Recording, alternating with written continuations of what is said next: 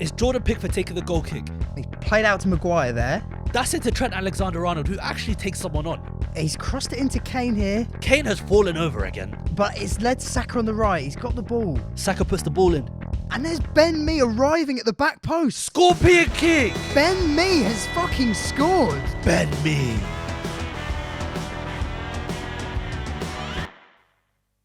Salt beef bagel. Yes, please. To be fair, it's on a sale right now. Nice. We like a bargain. 20% off. Proper bargain. Hello and welcome to the Anti-Spurs podcast. Yeah, we're just going to start this with a big fuck Spurs, because apparently that is what we are. That Yeah. is what our podcast is. We just got to keep the brand going now. We hate Spurs. Spurs are horrible. Yeah, today in this, we're going to be analysing the group that it's just, let's just hate the hate on Yeah. Any Spurs players? Richarlison. Richarlison's, the whole episode is going to be about Richarlison and how when he was doing those keepy ups, they should have just ended his career. I've had enough of Spurs. Nah, jokes aside, we are getting a lot of messages saying that we are anti-Spurs podcast. We try not to be. Yeah, I just don't really like them that much. I don't particularly. It's not my fault. Some of the players are shit, all right? I can't change that. Oh my god! Listen, Spurs fans, I like some of your players, but the ones we spoke about, they were just. It was right for the moment. Yeah, we've got Son next week. I don't mind a bit of Son. Anyway, Even him though, he's a bit limited. yeah, we said something. We were lovely about Perisic. I said he's a good player. Yeah. Anyone else? Ben Tankor for the next. I've got a lot of good things to say about him. But listen, Højbjerg, we were about to say. oh Actually, my- yeah, hang on. No, if anything, we're pro Spurs. hey, blame the clips, blame the editors for it, because they done us dirty. they dig us out to be an anti-Spurs account or podcast. But as the name suggests, what can we do when we're just a bunch of bottle named jobs? after Spurs, Exactly.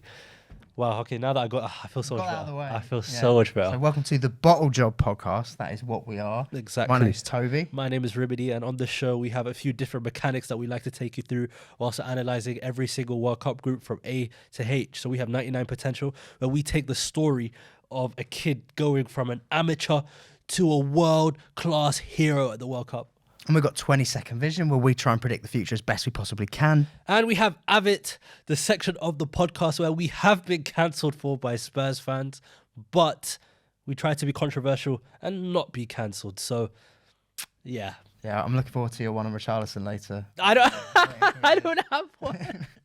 Okay, so we're going to be analysing Group G in the World Cup. We've got Brazil, We've got Serbia, got Switzerland, and the indomitable Lions. We've got Cameroon. Yeah. Exactly. I think we need to start off with the favourites for this World Cup, who actually announced their squad on, I think it was Thursday, Friday. They did.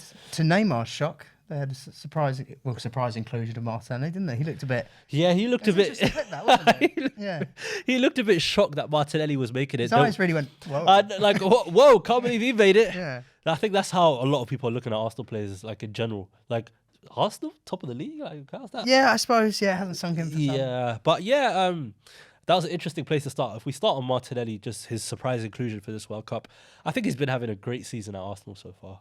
He's been fantastic. And do you know what it is? I think when you look at Martinelli, the reason there is maybe a bit of shock is that I've seen this phrase, ugly dribbler. Yeah. And I get it. I do. But it's that effective. doesn't mean he's not a good dribbler. It's effective. Yeah, it might not aesthetically look like a Neymar, but it's effective. It works. You know, this guy gets on the end of a lot of chances. He's a good player, and fair play to him, because you signed him for fourth tier Brazilian football. Yeah. So he's never one of the stars that they thought was going to be a big player, cheap fee, and he's ended up being a fantastic player. Do you remember when we were speaking about Moises Caicedo a few episodes ago, and like he was linked to Manchester United, and he was like, "Oh, it would be too smart for United to make that move." Martinelli was actually on a trial at Manchester United, but they still didn't want him. Well, they knew they had to pursue Sancho for 3 or 4 years, and he's worked out great. So. Exactly. Hey, listen, man, I'm not a Man United hater account. We've moved from Spurs. Yeah, exactly. We're just cycling through clubs that we hate. Hey, pretty soon we'll be on Chelsea, because I know you hate them right now. Yeah. So, yeah, I think Martinelli this season, look, he's like, for me, I think he's the actual 26th man of the squad. Like, I don't think he's going to play a lot, because Brazil are just sort of stacked in that position in Neymar, Vinicius, Rodrigo. Yeah, I was going to say those left pockets, especially where Marseille likes to be. They've just got so many good players. So many good players there. So I think Martinelli, this would be the tournament where he just goes and learns. He's just chilling, man. He's having a good time. You know what? And I think in general, to make it into the Brazilian team, knowing the quality of players that haven't made it, like someone like Roberto Firmino, it's an achievement to even make it into the squad. Yeah, it's an interesting one with Brazil, isn't it? Because I've had a lot of criticism recently for saying I think Tony should start over Kane, and because he's not as good a player. But with Brazil up front, they start Richarlison. Now, I don't think it's unfair to say that Gabriel Jesus and Firmino are better footballers than Richarlison. I don't think that's unfair to say. And I like Richarlison. He's a decent player. I don't hate him just because he's Spurs, all right? But he suits what they do. And weirdly, Firmino's never really... It's never really happened, has it, with Brazil, as good as a player as he is? Firmino's always been on the cusp of the starting 11 for Brazil. Even at his absolute high, like how good he was at Liverpool as a facilitator. In the 2018 World Cup, it was Gabriel Jesus starting for Brazil, and he got a lot of hate because he didn't score any goals. And then Richarlison came into the team, and even though we bang on about Spurs play, I think Richarlison is a good player for Brazil. Same. He's a player that really fits how Brazil He's got play. that dog. He's a shit house. Yeah, man. He's going to win you a pen. He's a good player to have. Just in the way that Richarlison plays, he provides a focal point that maybe Gabriel Jesus doesn't do for Brazil because of the way that they play. I think Arsenal, he provides a beautiful focal point. Yeah, man, he's incredible. But for Brazil, it's different. And Richarlison, he runs the channels really well. He's a player that holds the ball up really well. He has a good pass on him. Even though he's not scored this season, I don't know how, by the way, I think he's a player that could do really well for Brazil this tournament. And look, I know a lot of Arsenal fans, they want Jesus to start, but in some situations, I think Richarlison could be the better fit for Brazil. Yeah, exactly. Doesn't mean he's a better player, but it just works better, doesn't it? But yeah, we could, Brazil's options, especially going forward. For me, do you think they're winning it, by the way? It's hard, man. I think they win. For me, if I was a betting man, I was to put money on it, I probably would go Brazil. I just think they've got so many good options in such good form. Yeah, the right wing they've got. Well, the right wing's interesting. Do you go for the Beyblade, the human Beyblade himself, the fidget spinner? Yeah, Anthony, or do you go Rafinha? No, it's Rafinha. Rafinha has a very. I think Rafinha's class as well. Rafinha starts for Brazil, and I think Anthony's more so the backup. I think Rafinha as well. He can run in behind. He could. I'm sad how his Barca move's going. Even though they nicked him from us, he's just one of these players at Leeds. I loved watching Rafinha. Yeah, I think this summer that Rafinha's three-way. I thought he was coming to us. Then we did. And then he went to Barcelona, and I thought with their magic beans. Yeah, and I think Rafinha, he's an unbelievable player. I think what it is, bro, Deliveroo. What is up with Deliveroo? I was going to say they literally give. They're just pinging you. What's going on here? They've literally given. Oh, that's why. It's because the place is right across the street. Okay, I think the guy is here, so we need to go pick up the food for Toby because the guy is hungry right now. Yeah, over to you, Jeff. Come on, get on with it, Jeff. If you had to say who Brazil's best player ever was or is, who'd you pick? I think Pele. Pele. Yeah, I think I have this thing, and I know him, so I think Pele. You know him, yeah. Fair play. The OG. Yeah. Nice one. Appreciate it, mate. Thanks very much. Cheers. Bye. Catch you later, bro. Okay, so he said Pele was the greatest player. Reasonable answer. He did stat pad against some farmers, but yeah, he was scoring in gardens. He counted goals. I think he's still not finished counting. Nah, his Instagram bio always changes. Like when Ronaldo broke his record, it was oh no, I've scored 1,200. No, I'm pretty. Oh yeah, remember that one at school? Yeah, it's he finds goals at the back of his sofa to add. Yeah, literally, good shout. Yeah, but yeah, if we're speaking about the greatest Brazilian players, and there's one that could really cement his legacy, and he's been a great Brazilian player anyway. He gets far too disrespected, doesn't he, Neymar? I think Neymar is unbelievably good. There was this video against England of him doing an outside of the. I know, with his a weak Trivela with his left foot. Bro, if I'd lined up the whole Chelsea squad to show me, do that with your strong foot, lads. Do it with your strong foot. Exactly. Do you know what? I'll give Ziyech. I reckon Ziyech could maybe. Yeah, probably can. Not definitely not in his right. Definitely not. No, on his strong foot. Yeah. Yeah. But yeah, Neymar is such a good player. Even this season, he has been. He's had those problems with injuries, isn't he, at PSG the last few years? But now he's going on a Ballon d'Or charge. That's what it feels like to me. Do you think with South American players, it's when the World Cup comes around, they just want to turn up and be a monster? Big time. Well, we know in 2014, that injury is what really disrupted them. Obviously, they were host nation. They went into that game with Germany, having lost Neymar. And they were battered. They were And absolutely they smashed. didn't have Thiago Silva. Yeah, that game Thiago as Silva well. also was a massive loss. When for you was that game that like stood out for you? Like Neymar's here, or was it a tournament, or was it a game? Do you know what really struck a chord? I remember hearing his name around like 2010, 2011. Chelsea were linked with him a little bit. I remember West Ham West putting a Ham, bid. yeah. And that was all very interesting. And he made you want to look up Santos games. Yeah, he made you yeah, want to yeah. look up Brazilian football. And you saw that Puskas goal he scored. Exactly. Those were moments that really stuck with me. But this man made me watch Olympic football. And now I haven't Yes. watched a game of Olympic football Was it since the 2012? 2012 in Yes. London. He had me watching Olympic football just because I was like, this is the guy that everyone's going on about. That's going to be the next big thing. You know, the next Ronaldinho. I've seen clips. I've seen some goals. He looks like a Yeah. great player. And that's impressive in itself. Nah, I think the tournament where Neymar really cemented The himself. Confederations. The Confederations Cup. I think because that Brazil kit was my favorite one. It was like Oh, yeah. it was like a darker shade of yellow with green shorts. I think it's when England drew the Maracanã. Yes, That yes, was yes. a good kit, yeah. Yes, I just loved that kit. And green was Neymar, nice, that wasn't it? tournament with the orange and black hypervenoms, that was football heritage. Yeah. Neymar, that tournament, he was on a tear, even in the final against Spain. Right, he cooked them. Yeah, they battered them. And also Spain at that time was some side. So, yeah, Exactly, it's- exactly. I think, yeah, that tournament is when Neymar really said to the world that I'm here. And then he got his move to Barcelona that summer. Of course. But yeah, Neymar, oh my, what a player, man. Yeah, I mean, he's always had those comparisons to Ronaldinho. And where do you stand on it? So, yeah, I guess we're grilling each other here, but Ronaldinho or Neymar? Because we've grown up in the same era where Ronaldinho was a hero to thousands, millions people our age. You know, you were doing little flip flaps in the garden, practicing your football, even doing that sort of weird pivot with your foot and then toe punting it. Yeah. Because he was just such a magician. He was such an original player that you hadn't really seen anyone like him. He was fantastic, Ronaldinho. But Neymar's always a bit disrespected and almost looked at as this evil version of Ronaldinho, you know, that does these skills. Yeah. But everyone goes, oh, that's wrong. He's taking the piss out of his opponents. Whereas Ronaldinho, we saw it as, you know, a completely joyful thing. But when I look at him as a player, I sort of think, you're Ronaldinho, but with even better output. Yeah, I think the way that football's gone, everything is more towards output and stats. So when we compare the time back to when Ronaldinho was doing craziness, everything was about the joy of football. Yeah. So maybe if you plop Neymar back into that era, we would see Neymar as this guy who would completely enjoy football and do amazing things on the ball. But now when they speak about Neymar, or when the people that don't watch Neymar enough, they say he dives too much, or he cries too much, or he gets injured. That bloke is kicked all right. Yeah, like the guy's kicked so often, and people say it's disrespectful. I've seen a lot of people say it's disrespectful to compare Ronaldinho and Neymar, but I don't think it is.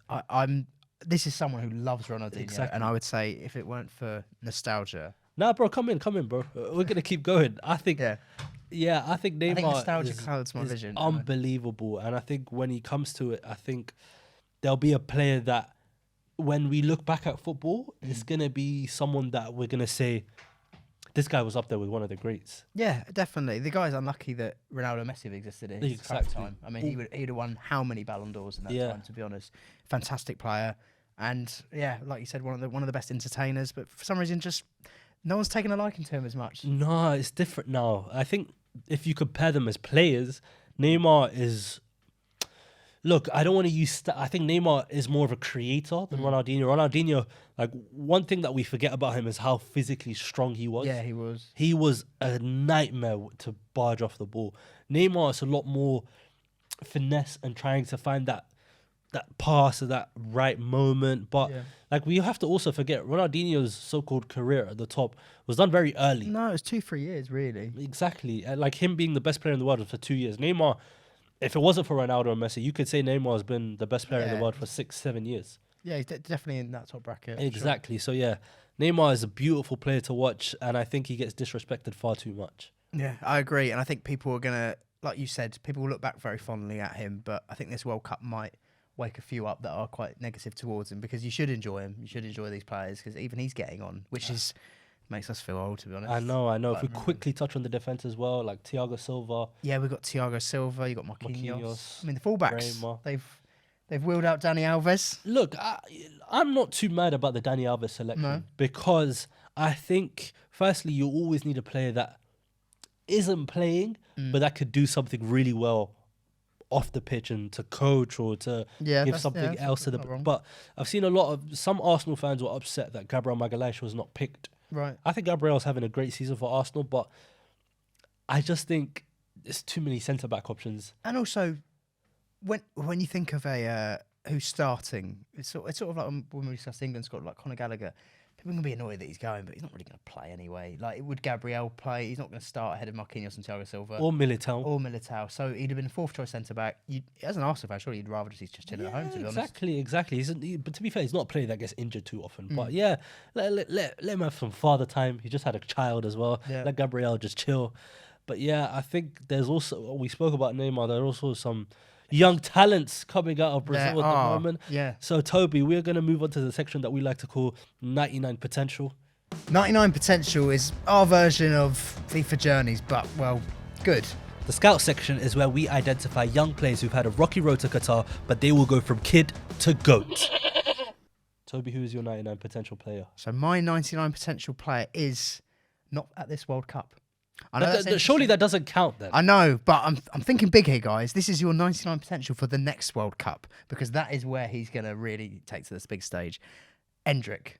Now, this is a player that a lot of people are hearing a lot about. He's 16 years of age, and he's absolutely tearing it up in Brazil. He's at Palmeiras. That's a bit of a Spanish accent there. Palmeiras. So, at the age of 11, signed for them, and in that time, he played 165 games for the Youth Academy, scoring 164 goals. That's crazy. Which is absolutely nuts. And now he's in the men's team. He's played 6 games, he scored 3 at 16 years old, which is absolutely nuts. He's become their youngest ever player, youngest ever scorer, and a lot of top Brazilian players have been touting this guy as he is the next big thing. He is the next R9. No, I've seen Romario and R9, yeah. So, very fascinating talent, and it seems like a lot of top clubs are going to be going for him. Inevitably, he'll end up at Real Madrid, but it seems like Chelsea are interested, PSG are interested. £50 million fees for a 16-year-old, and he just looks like a ridiculous player. Very robust for his age, and like small build. He looks a very interesting player. Some of the goals you'll see him score, goals from halfway lines in men's football. It's quite outstanding, and it feels a bit like another one of these players I'll be watching Olympic football for in a couple of years. If there was a player that you would compare him to, just off like, because I haven't seen too much of Endrick, just the way that you described him, could it be like Sergio Aguero? A little build-wise, very similar. Yeah, left-footed Aguero. Yeah, that's actually that's a good shout. Because Endrick, from what I've seen very small clips of him. I've just seen him. We're almost it's a bit like the Neymar situation 10 years ago, where you're just fighting for anything you can see. Exactly. Endrick, what I've seen from him is like him like barging off defenders, because the guy is 16, but he's built like a brick shithouse. Mate, he's thick. Yeah, with 2 C's. Yeah, exactly. I think Endrick. He's got that Brazilian. It's the name as well. It's the name Endrick. What a name! He passes the name test as well. Yeah, flying colours there. Like the one name brilliance: Rafinha, Neymar, Vinicius, Ronaldo. Yeah, Endrick. It's not a bad name to have. It's not like Fred. Yeah, Fred. There were 2 Freds. There were. Which one was the midfielder's better than the striker? I think that striker stunk, mate. To be fair, that 2014 World Cup Fred wasn't that bad. No, I just remember. I remember him at Lyon. It was just sort of Fred and Hulk. Yes. For years. Yes.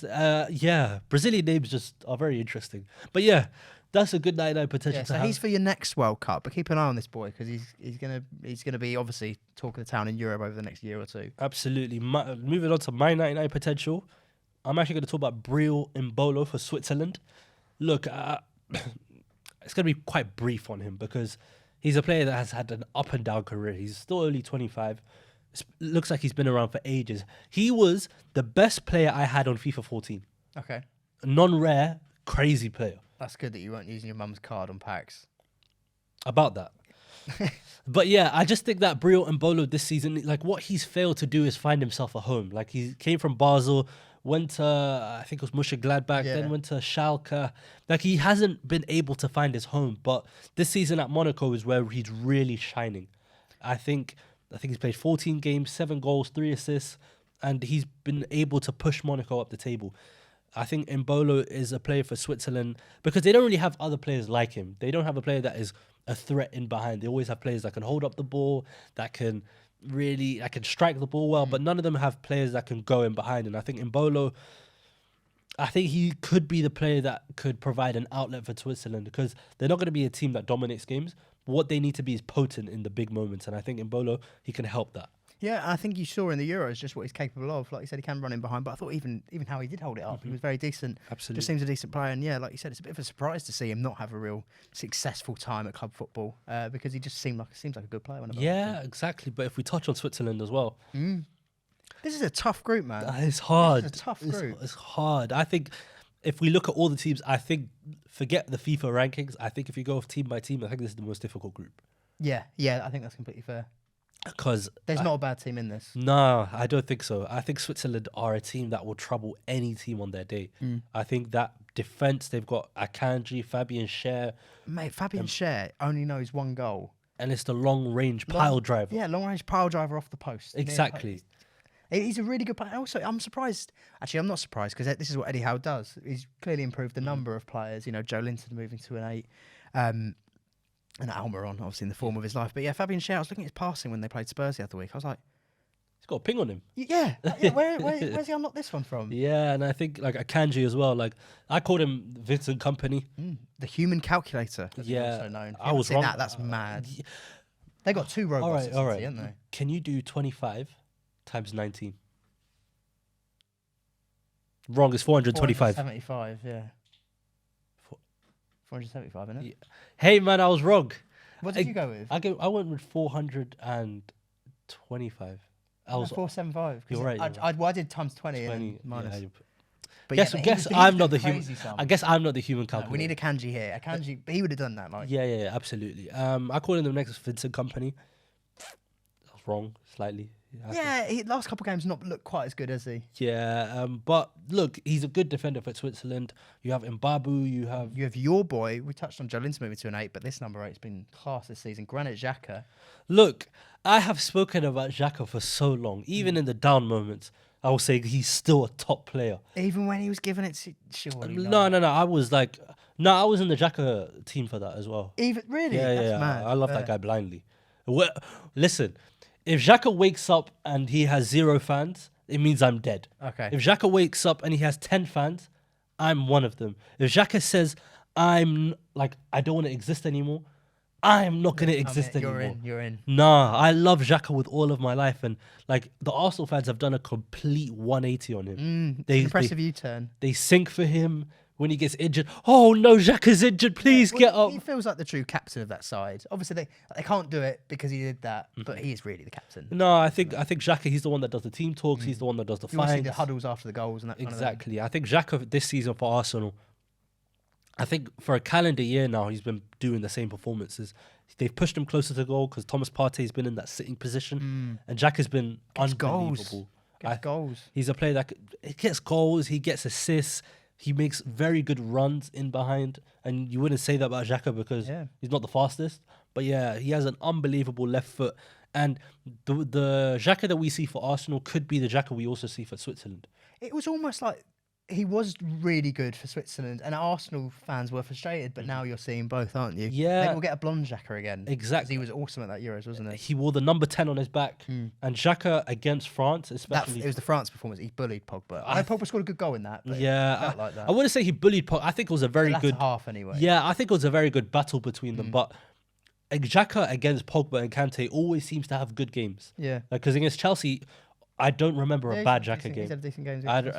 Against Man United, I don't really remember bad performances. He's had a couple goals, I think. Yeah, and I just think that Xhaka, for example, what he could do for that Switzerland team is really add a lot of bite to their midfield. He is another man. We talk about it a lot. He's oozing with intangibles. Yes, exactly. He's got them. He's got abundance of them. Hasn't he? Exactly. And if we speak about another player as well, Jan Sommer in goal. Yeah, decent keeper. That I think he's more than decent. I think he's unbelievably good. I think, especially in tournament football, you need your goalkeeper to make as many saves as possible. And I just think that Jan Sommer is a goalkeeper that will turn up in every single game for Switzerland. Even in that penalty shootout against France, he saved Mate, it back. what a game that was! I remember watching that with some mates. That was one of the best Euro games. I think maybe the best. Actually. I think it was the day of football because earlier on it was like Spain Croatia. You're right, and there was a high scoring game. It was like 5-3. Yeah. And then straight after it was Switzerland France. Come back, and also the quality of goals France are scoring. That Benzema goal was better than Pogba's goal. I said that at the time. And Was that the back heel? No, it was the one Or he the- sort of dragged it or forward the with his Bergkamp. foot, and his foot was like behind. Yes, I And he dragged it remember. forward. I remember saying to my mate, "That's better than the Pogba's goal." He was like, "No, Pogba's is 25 yards out." I was like, "No, that control that's ridiculously difficult." Whereas Pogba's is just it's a nice. No. shot. You have to put some respect to that Pogba goal because It's class. it was inch perfect. Yeah, Because it was postage stamp. exactly. But yeah, how do you think Switzerland are going to do in this tournament? Because look, we know Brazil are going to finish first. I would say I think Switzerland will come second, Mm-hmm. as good as these other two teams are. But also Switzerland is a threat. They've got Xherdan Shaqiri. Yes. He's in America now, but he's had a decent career, hasn't he? Yes, a Stoke legend. He's a Stoke legend, and we have another Stoke legend in the Cameroon squad. We've got Choupo-Moting. Look, Choupo-Moting has An had obscure career, a bit like Shaqiri. Lots of big clubs, but Stoke. no, but Choupo-Moting has had like a renaissance of some. It's the year of the remontada, isn't it? Yes, I think he moved to PSG. He was actually decent for them. Mm. Then he moved to Bayern. Choupo-Moting's been like their top scorer this season. They've lost Lewandowski and brought in Mane to kind of get in those goals, and realised we didn't really need Mane. It's Choupo-Moting. He's that guy. Like I've never seen a player like that before. Mm. Like he's a player that everyone ridiculed, but he will still bag you goals. Like Yeah, although you- that video is hilarious. I mean, that is one of the most impressive misses you've ever seen. I mean, Edson needs to throw that one up. That is genuinely, that must be the worst. miss yeah, ever, yeah. actually. I think Loki. Like, it's going in and you stopped it on the line. Like, it is impressive that he managed to I do think that. he's but when will you ever find like he is the best backup striker or top 3 backup strikers of all time? Full time. That's Oh no, maybe not all time, but from what I've seen, fair enough. top 3 backup in strikers. recent years, yeah, I'll give him that. I think Choupo-Moting like coming off the bench Mm. or your striker suspended for a game, have Choupo-Moting come in, he would do damage. Do you think he honestly. was back up for Crouch or something before? No, as he well? could have been. He could have Yeah, been. yeah. Maybe that's what his problem was at Stoke. He was starting too many games. Yeah, I just needed better players around him. And you'll see the best Choupo-Moting. But someone you will see the best of, and we've seen the best of in recent years, Brian Mbeumo. He's just changed Wow. nationality. He played France under 23 level. Wasn't getting a look in at France, which is unfair. I'd play him. I'd definitely start him Mm-hmm. in that France team. But he is playing for Cameroon. He's chosen to play for them, and that seems like a very sensible decision because he'll get game time, and he's a good player for them. Yeah, I think Brian Mbeumo, he's a player that could go in behind, and I think he offers something different in that Cameroonian strike force. Yeah. A left-footed player that is comfortable going in behind. Because if we look at that strike force, it is Choupo-Moting, Abubakar, isn't it? Abubakar, and Toko Ekambi. Mm. They're all players that like are tall, could like get Almost the ball to single, feet. single up front. Yeah, and I think Brian Mbeumo, he could be that busy player that across Yeah. the front line. And if we also speak about other players as well, they have another player that plays, I think it's Frankfurt or no Mainz. They have Malang. They have They have Zambo and Gisa, who has been Yes. fantastic at Napoli. Obviously, at Fulham, he wasn't the best player, but as an all-round midfielder, he just seems to have really grown in each aspect. He's a Absolutely. really good player. absolutely Zombo Anguissa. He's a player for Napoli this season who's really taken his form to a completely different level. I have some Napoli supporting friends. Shout out Salad, that's his name. And he was telling me, he was wax lyrical about Zambo Anguissa. He was saying that Zambo Anguissa is the heartbeat of the team. He will do everything that you need him to do. You can play him 6, you can play him right centre mid, left centre mid. And for my FIFA players, he's a good player to have in your team because he has a road to the knockout card. And Cameroon, they are Samuel Eto'o's tip, surprisingly, also from Cameroon, to win the World Cup. And he believes they're going to win the World Cup in the final against Morocco, which is a pretty wild shout from Sammy. Are we speaking about AFCON or are we speaking about... No, he was talking about the World Cup. That's his belief. He believes that will be the World Cup final. Okay, But yeah, he was some striker. yes, And another team that have got a lot of good striking options. That's Serbia. They're Wow. the final team within the group. yes. Serbia have a lot of good strikers. They do. Mitrovic, Vlahovic, And one that looked like he was going to be really top tier in Jovic. yes, earned a 60 Who's getting a million bit of form at the moment on loan, isn't he? Or he's been on the bench at Real for years rotting. So Yeah, Dusan Tadic as well. yeah, Good struggling a little bit at Ajax, but Ajax collectively struggling. Yes, Kostic, and who I moved to think Juve. I think Kostic is low-key the most important player in terms As a of wing back, bombing up and down. yeah, and I gets think goals. Kostic for Juventus this season, he's been like one of the few shining lights for them. Yeah. He's like Perisic but with more speed. That's a good way of looking at it. Yeah, and I think Kostic this year, he's been such a good outlet for Juventus. Like I remember when they were playing Inter, Kostic was the one that carried that game for them. Yeah, they actually got a good result there. Yeah, so I think Serbia, because they finished ahead of Portugal in the qualification for the World Cup. Yeah. They sent Portugal to the playoffs, but I think it was a dodgy goal that was actually over the line. Oh, of course. When yeah, Ronaldo that took off felt- his- Yeah, I remember that. But even still, Serbia, they deserve to be where they are. And for me, looking into Serbia's team, because they also have a few other I was good going players. to say, what? Talk to me. Serge Milinkovic-Savic. This is it's almost a Koulibaly situation until now, where every year you see him linked with Premier League clubs. It never happens. And you never really get to watch much of them. No. I don't know about you. I don't watch a lot of Lazio. No. After Sarri scarred me. I watched Sarri ball. I don't want to watch any more of that. Yeah, I think with Milinkovic-Savic, I think Lazio are in such a position where they could just resist any bid that comes in for him. But his role in the team is quite unique because the best position for him to play is that midfielder coming late into the box and scoring goals. And there's not a lot of teams that would play that. You have maybe Arsenal, you have maybe City, United. He wouldn't be a fit for them at the moment, but with the way they're playing. So Milinkovic-Savic, I think the problem is he's still at a good age. I think he's about 27, 28. Yeah, he's not old. So, but it might be a Koulibaly situation because he might stay in Italy too long. And then when he comes or when he leaves Italy, he's past his best. So I don't know with him. I think, Lazio have just priced him out of so many moves. Yeah. Yeah, like I said, we see him linked a lot. But yeah, it'll be interesting to see for Serbia. Right, who starts for them up front as well? Is it Mitra? It's got to be Mitra. No, I think it's Mitro. I It's think got to be Mitra. But like, you look at Vlahovic. Vlahovic is one of the best strikers in the world. Yeah, and he's downloaded free kicks now. Yes. He's added that to his I arsenal. know. It's pretty mad. So I think maybe the strike force because I know they play with two up front. So it might just be a Vlahovic and a Mitrovic strike force. I love Mitro, man. Yeah, he's a great player. I look at Mitro, I'm like, you give me Costa vibes. Yeah, man. It's just energy, tenacious. Hold up play, like everything about Yeah, him. man. It's a good player. He's a there. good striker. You don't score. What was he scoring? 50 odd goals last year. He went- Ridiculous. They were nuts. He was nuts in particular last season. But it's glad to see that he's carried that through in the Yes, Premier League. because there was always this thing about Mitrovic that he wasn't able to. Yeah.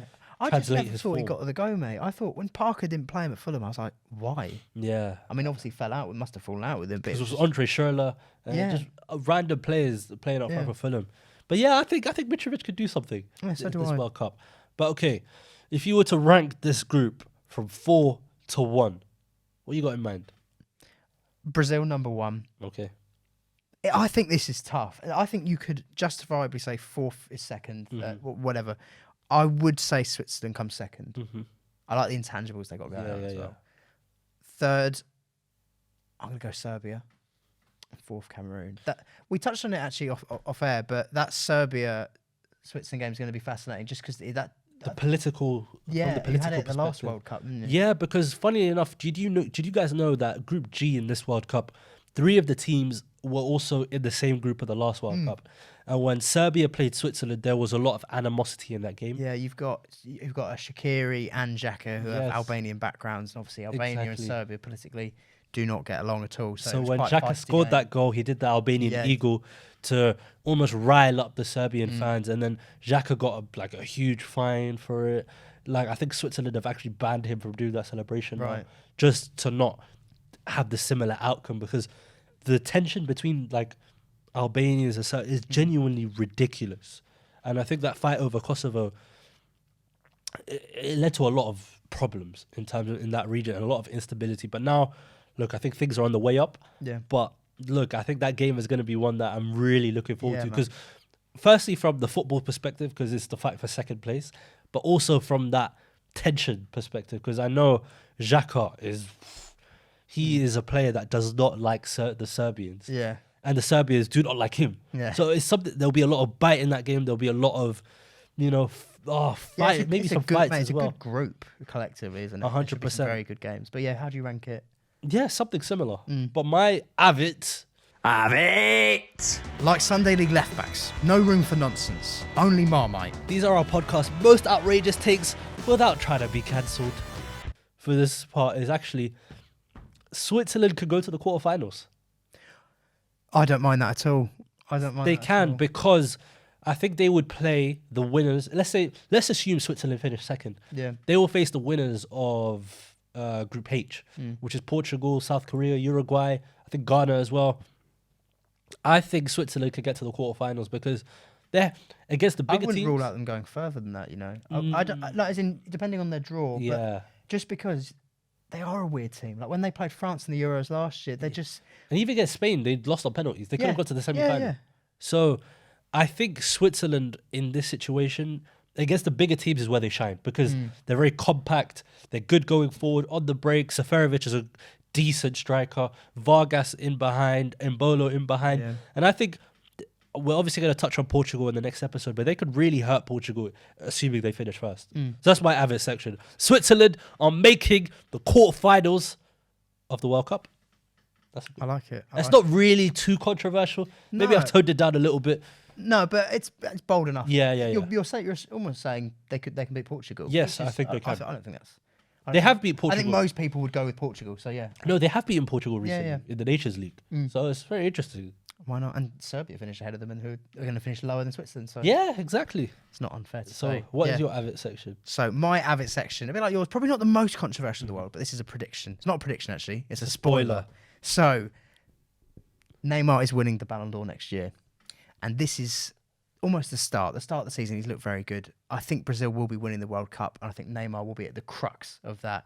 And he's going to be dancing with Vinny. You know, all these people shaming Vinny for having a dance just because he's enjoying his football and he's a top player. They're going to be samba dancing, lifting the World Cup, I believe, in December. And this is where it continues. I think Messi has a very good year, as he has been having.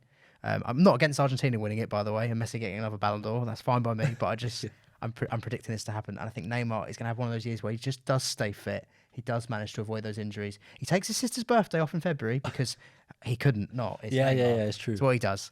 But But to be fair, PSG have a hard Champions they League. do, and I think they're going to beat Bayern. Okay. I think they're going to beat Bayern, and I think the belief that will instill in the squad, to beat a side like that, you're going to feel like maybe it is our year, because usually we have a bit of a head loss PSG, and we throw our toys out the pram and something goes wrong. But no, I think they actually are going to get that Champions League win this year, and Neymar winning the World Cup and Champions League, naturally a lot of the votes will go to him, and obviously he will be at the crux of those teams being very good anyway. So yeah, I think Brazil World Cup win with a Neymar Ballon d'Or incoming. Wow, that's a very interesting game, or very interesting prediction. But I think that moves us on perfectly to our 20-second vision, because we might have some interesting takes. So here is 20-second vision. This is the part where we predict a fixture's future with the imagination of De Bruyne and the precision of Heskey. What will the future hold with 20-second vision? So your 20-second vision is on the game between Serbia and Switzerland. A game fueled in political tension. I think Switzerland are going to come out on top, though.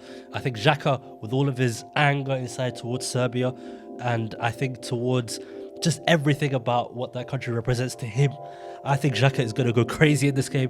Xhaka is going to score another goal, and he is going to take Switzerland to the promised land of the quarterfinals whilst rifling in an unbelievable shot. He does love a screamer. He did that against Serbia in the last World Yeah. Cup as well, which is, Do you know what was so nice about that goal? Like, obviously the celebration and how passion-fueled it was, but the strike. Yes. Just a Xhaka. When Xhaka lets it go on his left, it can just nestle per... Oh, he does score unbelievable. good goals, man. Okay. So what's mine for this week? So assuming that Brazil and Argentina make it as far as they can, they all face each other in the semi-finals. What is going to happen in that game? Your time starts at 3, 2, 1, go. So it's going to be 0-0, very tight. Messi, he's having a little dribble. He's bursting into the midfield. And Casemiro, as he does, absolutely hacks away at him.